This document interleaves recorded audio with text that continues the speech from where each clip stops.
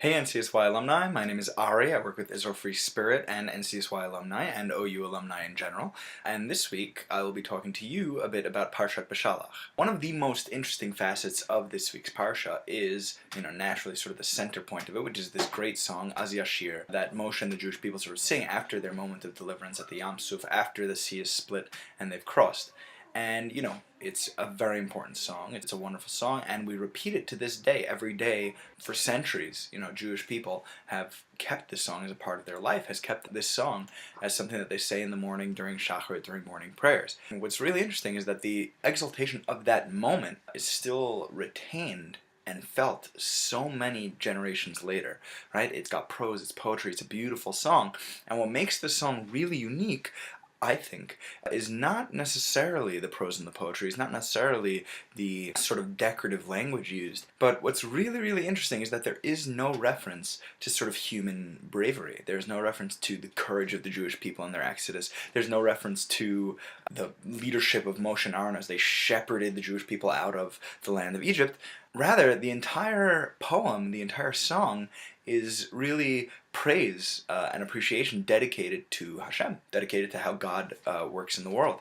And what's also interesting about this is that God operates, so to speak, through human beings, through world events. He's pretty hidden from our sight. Sometimes it's even willfully ignored. Even later in the Tanakh, things are credited to humans. And so in later victories and later triumphs of the Jewish people in Israel, the human element helps fashion those victories. The human element is what's acknowledged and what's celebrated. But in the Song of Moshe here, in the Song of Az Yashir, we have an acknowledgement of sort of God's great hand without ascribing any credit to human beings and natural or social forces that led to them getting out of Egypt. And I think that this is perhaps one thing about the song that makes it really unique. Compare it to the Song of Devorah, which is in the Haftorah this week, interestingly. And in that song, the Neviah, the prophetess, sort of assigns a whole lot of credit to the armed force of Israel, to the general of the armed force of Israel, even to Devorah herself. And, this fact doesn't escape notice of Talmudic scholars and things like that. It's discussed plenty. And we don't find this sort of self-aggrandizement, this propping up of human power in the Song of Moshe and Yisrael at the Yam Suf, which is a very interesting thing. This sort of thing where there's no mention of human strength or courage or human action in this song is kind of very in line with the character of Moshe Rabbeinu. The Torah could have very well been a series of rules. It could have been a list of 613 things you can do, but instead it's a story. And from each character, I believe, there's a role model there. There's something to aspire to. And Moshe is sort of described in the Torah as being this most humble and sort of self-effacing of people. There's no question. Without Moshe, there wouldn't have been an exodus from Egypt. The Jewish people would never have left Mitzrayim. There wouldn't be a salvation on the shores of the Yam Suf. The sea would not have split. But it would be completely out of character for Moshe to sing about that, for anybody to start singing about that, or for Moshe to assign any credit of these enormous and miraculous achievements to himself or his actions and his leadership. And this is something very personal to Moshe's character.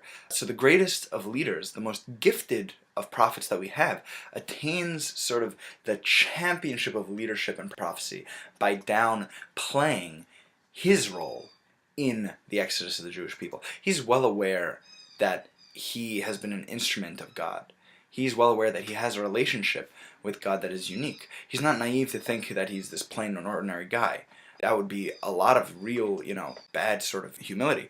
But he is wise enough to realize that this status is something that he doesn't owe to just himself. It's a gift that has been bestowed upon him. And it's really interesting because from the beginning of Moshe's leadership career, he attempts to refuse to become the leader of Israel. And from then until sort of his last days, he retains that humility. Despite his great feats, despite everything he's done, he realizes that it's not just because of him, it's not him alone doing it. He is the strongest of leaders. He's the most courageous of prophets.